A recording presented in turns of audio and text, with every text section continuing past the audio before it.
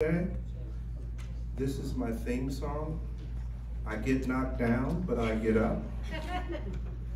And then there's a gospel song, we fall down, but we get up as well. So that's where we are. So, mapping the global cannabis product landscape, implications for quality and regulations.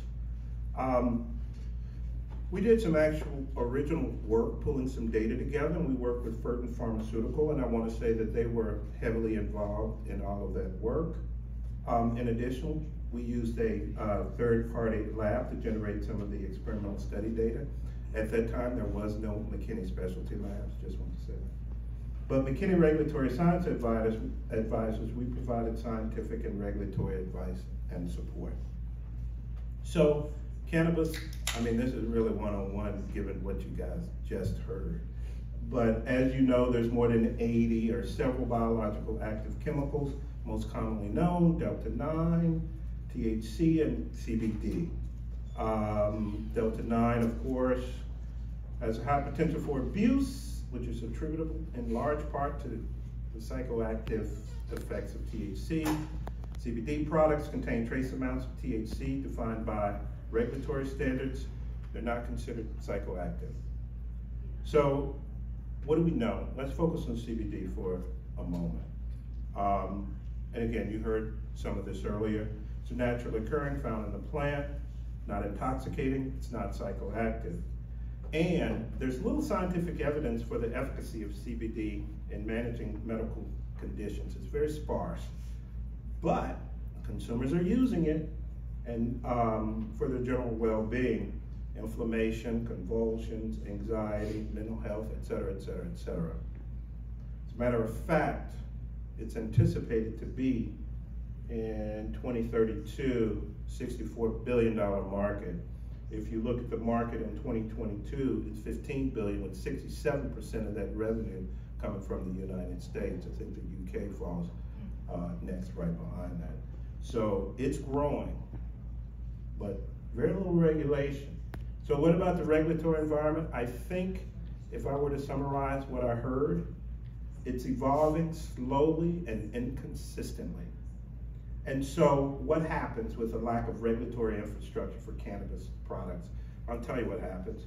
You get poor quality products, perhaps, right? Unknown CBD and other cannabinoid levels, psychoactive compound contamination, unacceptable harmful constituents, and then you get misleading communications as well, incorrect labels, and also unsubstantiated health claims. So what is the impact of this inconsistent and evolving regulatory environment on globally marketed CBD products? So we did a study, and the aim of the study was to assess CBD and THC from the US, Swiss, UK, and EU markets for CBD and THC concentrations, the relationship between the labeled and measured CBD concentrations, and we also looked at other cannabinoids. Now we did this, I call this a kind of quick and dirty study, right? So we did this by searching the scientific literature and going to manufacturers' websites. And so we were able to obtain all this information for the EU, Switzerland, UK, and the US for CBD and THC. For the UK, we had to supplement the data, so we actually pulled product and did a little bit of testing. So what did we find? Let's talk about CBD content in the e-liquids. Well, I'm just gonna, so what you're looking at is a graph of the, boy, it's small, I even have to squint to look at this. CBD content percent weight by weight in the EU, Switzerland, UK, and the US. We also looked at, in the US, illicit products. And the colors represent the concentrations. But the bottom line, the most interesting thing that happened is that the levels among the illicit THC products were very tightly clustered around the median concentration, and that's for CBD. But you would expect that they're THC products, so that they're not focused on CBD. The highest concentration of CBD products was found in the UK. So, what about the label? and the actual measured CBD amounts. So there are white circles on the chart. Actually, let me look at them. Just look at this and see if you can see them. Okay, you can see them. So the white circles, which are around the 100% line, the concentration of CBD in the label was plus or minus 10%. So the label said something, and then what we measured or what was reported in the literature was plus or minus 10%. The gray circles were greater than plus or minus 10%. And in general, what you see is combined across the countries and the regions, the proportion of e-liquids falling within the plus or minus 10% label was only 22%. Only 22%. So what about the content of other cannabinoids in e-liquids? First of all, there are established regulatory limits for CBD products. We heard this. Like in Switzerland, for THC, for delta-9 THC, the limits for CBD, less than 1%. In the US and EU, the limits are 0.2%, 0.3%.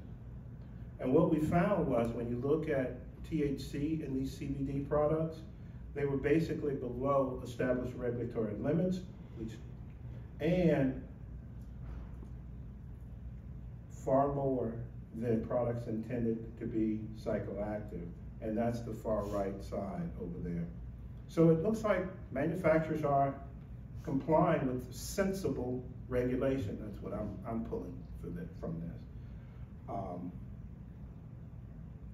And THC products, of course, had higher levels of THC. That's the far right, the red circles. What about other cannabinoids in CBD products? Well, we measured other cannabinoids at trace amounts, and you see here CBC, CBA, blah, blah, blah, keep going, keep going, keep going. But, you know, the interesting thing about these is that perhaps they're inherent to the product, right? Or they're caused by the degradation of CBD, or they result from poor manufacturing. And so ultimately, you know, regulation of other cannabinoids should consider the source and think about this. Now, delta-8, interestingly, we only measured that in significant amounts in THC products in the US. Matter of fact, some of these products had over 66, 67, 70% delta-8. And I said a little bit about delta-8 here. It's derived from hemp. It's considered illegal. Well, we heard all the other regulations here. Regulations vary by state. So state regulations are attempting to close the federal regulatory loop. But it's we just heard, state regulations are so confusing that some of these products may be illegal in certain states, they may not be illegal, but clearly people are adding delta-8 at quite high levels. So, summary. Consumer use of cannabis products is increasing, and it's evolving faster than regulation. Clear regulatory standards can be effective in protecting consumers, and I probably should have said reasonable regulations. Current cannabis product regulations are incomplete and inconsistent. You know, oftentimes regulations drive science as well, which then supports regulations.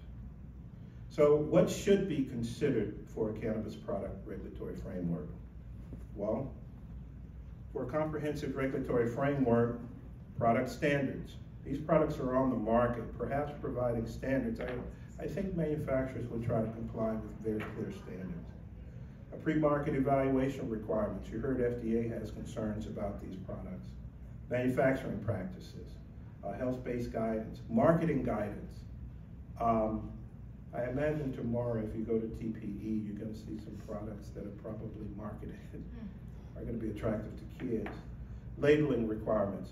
As you saw, the label doesn't necessarily match the content of the cannabinoids. And then lastly, alignment of federal and state regulations. It is confusing. I'm glad we have Keller and Heckman to keep up with that.